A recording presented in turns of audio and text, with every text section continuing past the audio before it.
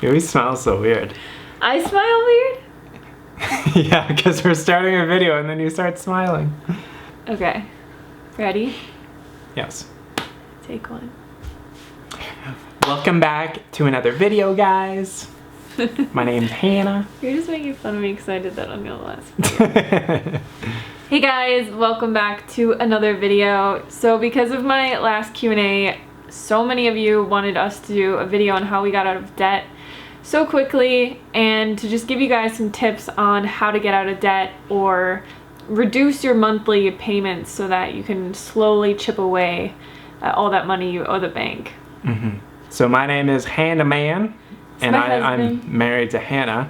And just to give you guys some ideas, or just kind of an idea where I came from, before I met Hannah, I lived an extremely super minimal life. So I traveled through Southeast Asia, through Australia. I lived in Vancouver, and I did it on a very minimal budget, and I didn't earn more than $12,000 per year.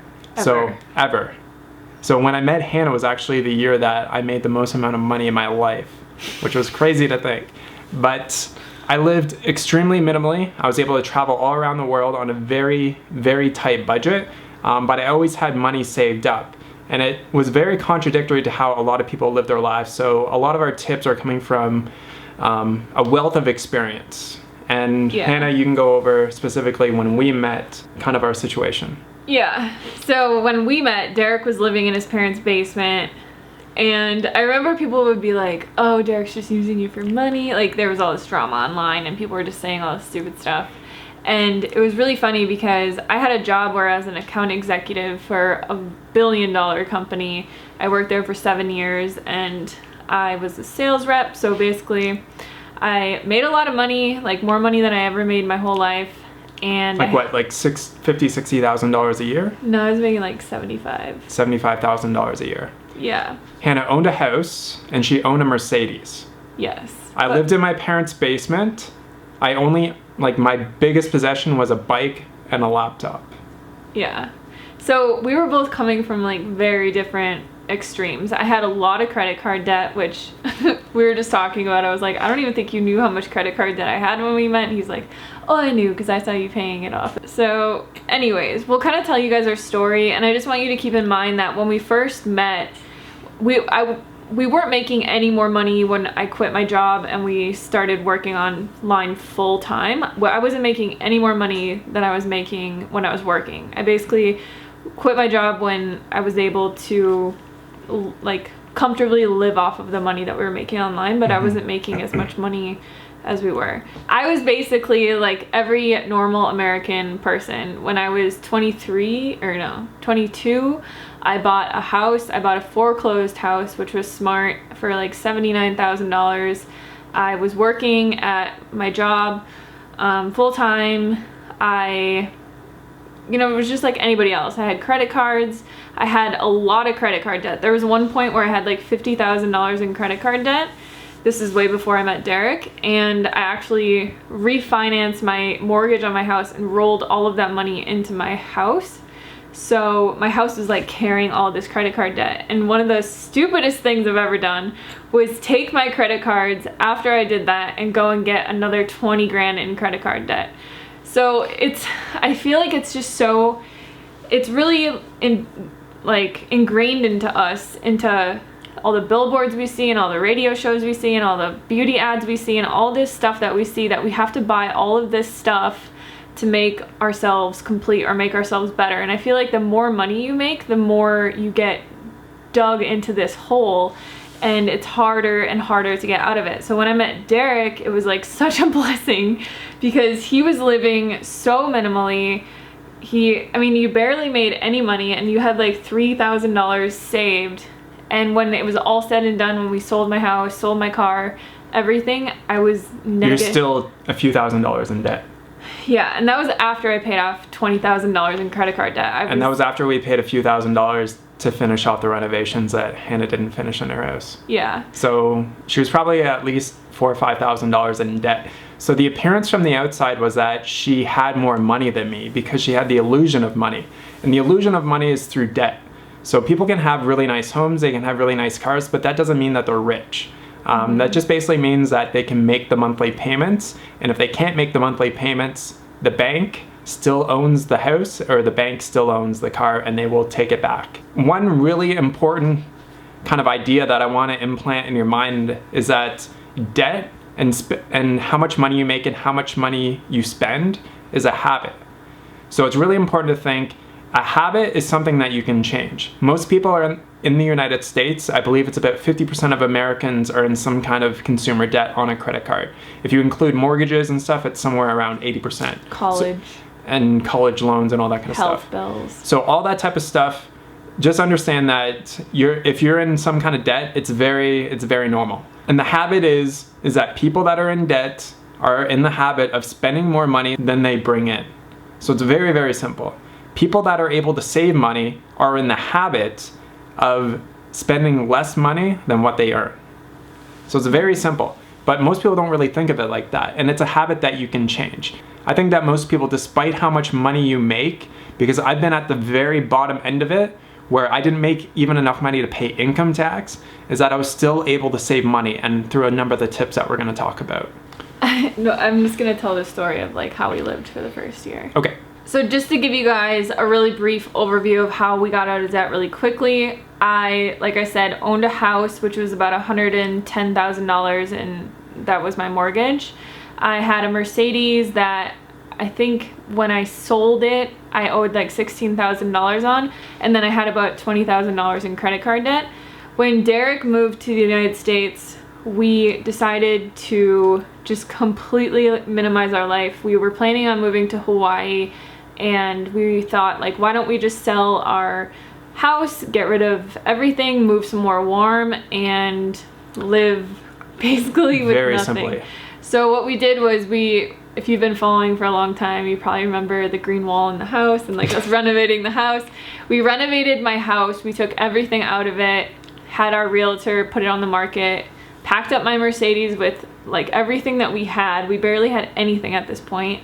Mm-hmm. We were sleeping on a mattress cover on the floor, and we didn't have any furniture. We moved to Tucson because we were planning on moving to Hawaii. Or California even, but yeah. Yeah, but we didn't. We had to wait for the dogs to be certified to go to Hawaii for their rabies and all that kind of stuff. So we figured, like, why would we stay in Minnesota when we are working from home and there's nothing to do here and it's freezing and winter's coming up? So we drove across the country. When we got to Tucson, we sold my car to CarMax. Mm-hmm. Yeah. And we owed $6,000 on it to sell it outright. So we had to write them a check for $6,000 for taking my car.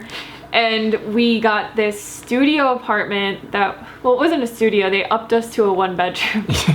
It was pretty much a studio apartment. It was a 400 square foot apartment that was just like really old and gross and raggedy and not the greatest place. But it was a good location, and we just rode our bikes everywhere. So for a lot of people, this might not be an ideal situation. You're like, I couldn't do that. Like, I have a family, I need my house, I need my car, like I need these things. So the tips that we give you are going to be tips that anybody can apply, but just realize, like, the basic thing that we did that everyone can do is we minimized our life down to bare essentials. And at the time, when we drove across the country, I think we had $10,000 in the bank, mm-hmm. which isn't like a ton of money. That was everything we had in the entire world. And then when we sold my car, we had about $4,000, $5,000 after that because we had to pay so much money.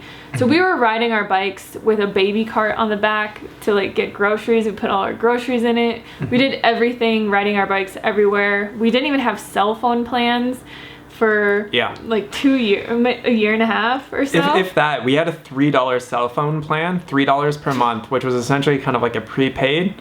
Yeah. Just so that we could call each other in case of emergency. Yeah. But $3 per month. We didn't even have that for a long time though. And then we were like, maybe we should get something where in case something happens, I could actually call you. So we got 30 minutes or 30 texts per month for $3. Yeah. From T-Mobile. And we had that for like at least a year. We just basically spent money on absolutely nothing but our rent. That was $500 a month, and food. We didn't really have any other bills except for our internet bill, which was just a Comcast bill, which is probably $150 a month. Not even. I think it was like between 50 to 100. But we didn't have any bills. Yeah. And that was how we lived for a year and a half. Mm-hmm. And that was basically how we got out of debt. We got rid of everything that was causing us debt. We stopped spending money. I stopped buying clothes. I stopped buying makeup and products and all this kind of stuff. We just bought food, and we didn't have any credit cards. We didn't have any credit cards at that No, I don't time. think And we then did. once we started getting money, like more money, and we started really thinking about things, now we buy absolutely everything with a credit card, but we pay it off like instantly. And we get so much money back from that. But that is how we got out of debt really quickly. And So let's go over some really good Yeah. tips. I would suggest, if you really want to save money for the future, maybe you want to live off grid, maybe you want to build your own tiny house or something like that, is to rent an apartment as opposed to owning a house. Now, I know some people might say, well, my mortgage payment is less than my rent payment. Now, the tricky situation with that can be really complicated and you might not really see necessarily right away, is that buying and selling a house is expensive because you're paying realtor fees. There can be unexpected maintenance costs that comes with a house. So I would really highly suggest downsizing and moving to a small apartment. It can take a lot of stress off your life, and I think that's one really, really important tip. Another thing would be... Well, let me just expand on it. Go for it. And I know for some of you, you might have like a big family or anything like that, but you can get apartments or even townhouses or anything that you can rent that you can put your family into. Now, I know that it seems like you're more successful if you own a house, but like Derek said, there's so many costs that come with owning a house versus renting. Like you're paying for lawn care, and you're paying for anything that breaks down, like your air Land conditioner, taxes. Your furnace can just bust on you, and it can be like $5,000 or $10,000 to Your replace pipes it. can bust. You can get termites. Like You can have a lot of issues come up. For anything sure. can happen, and you're also paying interest on it. So when you rent, you're not paying anything except for typically electricity. Sometimes they even cover water. And if anything breaks or anything goes wrong, your landlord is responsible for it. So for anybody that lives, especially anybody that lives in a big city, this is a really good tip, just because it's so much easier to rent. And the next tip will go along with this as well, because I see a lot of people who live in big cities like LA or New York or just like even Tucson, and they, own a house, they have like 2 nice cars, and they have a ton of debt, and they just really don't need all these things. So the next big thing that you can do is just ride your bike.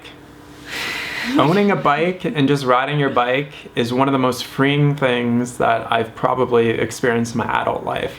Right. I traveled all around the world on my bike. I understand it's not going to be a perfect situation for a lot of people, but even with electric bikes, you can, put your kids on the back. I see a lot of little families doing that as well. Riding a bike will save you so much money, and if you do need a car, I would always buy used first. Always buy a used car, just because as you drive a new car off the lot, a car is not necessarily an asset, it is more of a depreciation. It depreciates so much and so fast. And cars, let me just talk about this for a second, because his tips are very extreme, whereas I'm like, if you have a family and like, okay, if you have a family, or like say there's a lot of families that have 2 cars and they have 2 nice cars, and my biggest tip, aside from Derek's, would be if you can't ride a bike, or you live somewhere it's really cold, or your job is really far away, or some type of situation like that, just buy a cheap car that you can pay cash for. And even when I had my Mercedes, like my work was paying for the payment on that Mercedes, but I was putting so many miles on that car that it depreciated so quickly, and they're so expensive to fix, and the gas is more expensive, and the oil is more expensive, and everything is more expensive. So when you own a car, you're paying for the payment on it if you haven't bought it outright. You're paying for gas, you're paying for insurance, you're paying for every single repair, Licensing, taxes, all that kind of stuff, All that. and it's just a huge expense. So I even was in an Uber one time with an Uber driver, and he told me that a lot of people actually take an Uber to work every day because it's so much cheaper for them to do that than to own a car and pay all the expenses that come with owning a car. So for families, especially that have 2 cars, I would suggest just getting rid of one of your cars, or maybe getting rid of both of your cars and then buying a car with the money that you save from that with cash, and then having one of the people in the family take an Uber or take alternative transportation to work, or maybe your spouse can give you a ride. Like, there's small inconveniences that come with living minimally and staying out of debt and getting out of debt, but it's so worth it than having all of this hang over your head for the rest of your life. So one thing that I really like that Gary Vaynerchuk says is that you have to eat shit before you can eat caviar. So you might have to make some compromises in your life in the short term, but over the long term, you're gonna be much better off. Like, our Jeep was 3 years old when we got it. I think it was only $13,000. We paid cash for it. And so we haven't really had to spend too much on the Jeep, other than like obviously like oil changes and stuff, and it almost has 90,000 miles on it now. And it had 25,000 when we had it. We put so many miles on it, and that's how fast cars depreciate. Like, once a car has over, I think, like 50,000 or 60,000 miles, it's basically not worth very much at all. So the 2 of the biggest things you can do is minimize your living situation and get rid of your car, or get rid of the expenses associated with it. Like, if you could pay your car off, and your car is maybe a really popular brand that parts are really easy to get, and it's not like a Mercedes or an Audi or something where everything's really expensive, then you don't really have to like get rid of your car. But paying your car off would be one of the biggest first things that you could do. Something else that you might kind of be in the situation already is school debt. So this is probably going to be more applicable to people that haven't decided to go to school, but you really want to know, or really decide and be very firm in the decision of what you want to go to school for, and make sure that it's something that you need to go to school for. Right. I have friends that have photography degrees, like, and you can just learn it on the internet, on YouTube for free. They're working as purchasers for a company. Or I have friends that have business management master's degrees, and they're working as receptionists, and they've spent, you know, tens of thousands of dollars on school, and they're paying, like, just paying it off for the rest of their life. So unless, I personally believe in college, I think it is very useful for certain things. Like, if people want to be a brain surgeon, or you want to go to school for any kind of like nursing, or anything that you really need a degree for, I think it's super useful. But if you aren't really sure, like when I went to college, I had no idea what I wanted to go to college for. My dad kind of pressured me to go to college. I wanted to be a cosmetologist. And he was like, you're never gonna make any money doing that. He pushed me into business management, and I ended up just dropping out and getting into a ton of debt. And that's what happens to a lot of people. A lot of people never even finish college. So if you're not sure what you want to go to college for, don't go to college. There's so many ways to start your own business, especially with the internet and social media and all this kind of stuff. Like, you don't have to do anything like we do, or veganism or anything like that, but there's just so much that you can do on your own that doesn't require $50,000 worth of schooling. This year 2018, Hannah and I we've been working for ourselves since 2015. It's the first year that we have made over a $10,000 investment in our business. We invested $15,000 into a new website and an app, and that is the biggest investment that we have made in our business. But what were our startup costs when we first started? Like a couple $100. Hundreds of dollars, if that. Yeah. And we're able to do most of the work ourselves. Pretty much, well, we did all the work ourselves at that point. Yeah. But now we can actually outsource a lot of it. But that's like the beauty of working for yourself and really having a passion that you want to work towards. Because if you're passionate about something, even if nobody else believes in you, you will, work your hands to the bone to like make that dream come true, because it's something that's so true to your heart and something that you believe in so much that it's just like meant to be for you. And you just don't really need this standardized American schooling system to back you, especially if you want to work for yourself. Something else that I mentioned in one of my videos on my old channel, Unconventional Living, is to actually, and at this point there's probably apps that you can get that will do this, but track every single penny that you spend for a month. over a month. and see where all of your money is going. And then decide and look at every single expenditure and be like, does this add value to my life? Do I need to be spending money on this? There's so many different services now that are recurring payments that you might not even be aware that you're paying for. So look at all those recurring payments, be like, do I need this? Is this really necessary for my life? Start being very critical of every single expenditure that you have and start thinking, does this add value to my life? That's a very good question to be able to ask yourself. Does this add value? If it doesn't and you're spending money on it, then why are you spending money on it? Yeah, and I think the biggest tip that goes along with that we could probably give to anyone that's extremely practical for anyone to do is just stop buying stuff. I know as a woman, like, we spend so much more money than guys do because we're so pressured to, buy. There's just advertisements everywhere. Clothes and makeup and hair products and you go on Instagram and like every Instagrammer is promoting stuff because they're being paid to do it for like, teeth products and skin products and all these products that these people have never even used and detox teas and all this crap. And it just like there's advertisements on Facebook and every single social media outlet and YouTube and everywhere, and it's ridiculous how much money you can actually spend on clothing and makeup and beauty products and all this stuff that you don't need, especially if you are eating a healthy plant-based diet.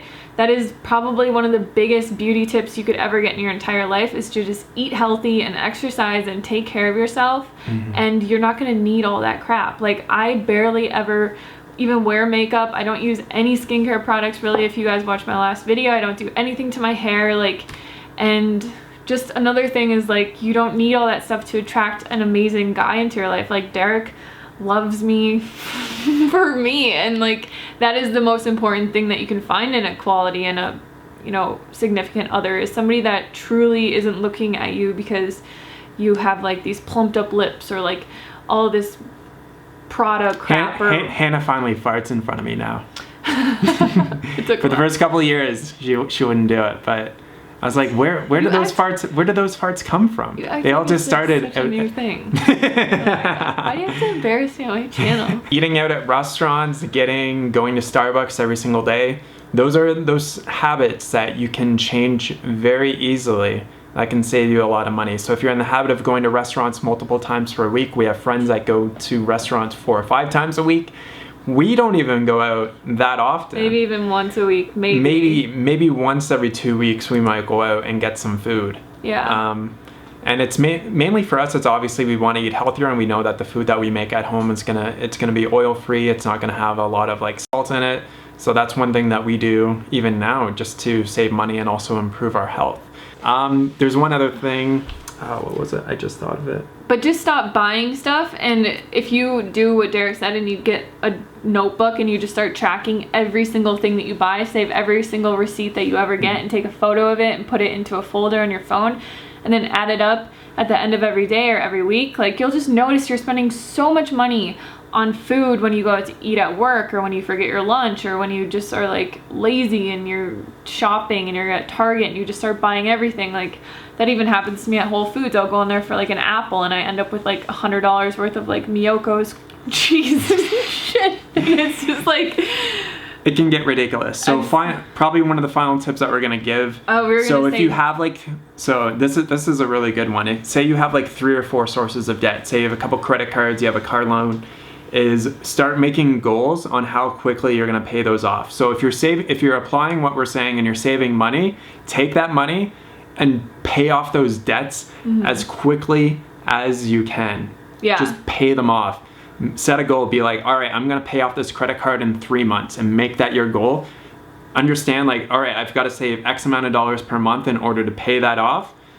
Save that money, pay that credit card off. Then move on to the next one, set another goal. Be like, all right, I'm gonna pay this one off in 6 months. Get like excited to pay it off. Yeah. I used to celebrate it. Yeah. Celebrate it but don't by not spending money and going out and celebrate it by going for a run, or maybe get a Chipotle burrito for $7. Like, that would be a good celebration. Another thing that kind of goes along with that is when I was trying to get out of debt, which I was very loosely like, if you really want to get out of debt, you're gonna have to be very serious about it. I was putting a lot of money into savings accounts, And there's no point, honestly, in putting any money into a savings account when you have debt, because you're not making any money off the savings account, maybe what, like 3% per year, and you're paying sometimes upwards of 30% interest on this debt. So the best thing that you can do is take all the money you have saved, which might seem really scary because you're probably saving it for a rainy day or an accident or something like that, and pay off all of that debt, because it's not doing anything sitting over here. And a lot of times people have a lot of debt, but they'll be saving to buy like a new car, or saving to buy a purse, or saving to buy something really lavish that they've always wanted. And it's like, you have all of this debt that you need to pay off first. And the biggest thing that you can tackle in your life, and the biggest thing that you can do to improve your life in the future, that your future self is going to thank you for, is getting out of debt. So you have to learn how to save money. You have to learn how to spend less money than you're earning, pay down those debts, and just go from there. Look at ways of making money on the side, making cash money on the side, and then take that money, instead of spending it on something, pay down those debts. So I've always done cash jobs on the side for a lot of my life. And that's one reason why I've always been able to save money, is because I always have these like multiple sources of income coming in. Yeah. And I think it's just a really good life lesson to learn. Even though we're not as minimal as we used to be, we still don't buy like a lot of stuff that we don't need. We don't buy expensive clothes. We don't, we still go to the thrift store. We'll still do stuff like that. And we don't buy like anything really lavish. And that's the thing, like a lot of people that have a lot of money don't have a lot of money. It looks like they do from the outside, like Derek said, but most of the people in this country that are rich, you would never know that they are. They're the ones driving the beat up Toyota Camrys, and like they're saving all their money. Like my dad taught me this from when I was little, and I never listened to him, but he's always been extremely good with money. He's never really had any debt, and he's always made a lot of money. But you would never know by looking at my dad that he is like a millionaire. Like, not that I receive anything from that, and that's not like why we're successful or anything, but you would never know the people that have a lot of money, because they're very quiet about it, and they're not bragging about it, and they're not wearing like huge gold chains and driving like Rolls Royces and flashing money around. But those are our tips for getting out of debt. And it's kind of just like anything else. Don't get overwhelmed by it. Know it's gonna take a while, just like losing weight, just like getting healthy, just like finding your dream partner or starting your family, anything like that. It's gonna take a while, and you just have to be patient with yourself and try to make better choices every day, and be very conscious of how you are spending your money, who you're giving your money to, and how you're just living your life in general. Awesome, guys. So, we will catch you on the next video. This is a bit of a long one, but a lot of good information in there, so yeah, hope you enjoyed it. Thank you for watching. Leave any comments down below, or if you have any tips on how to get out of debt as well to help anybody else. Thanks. Peace.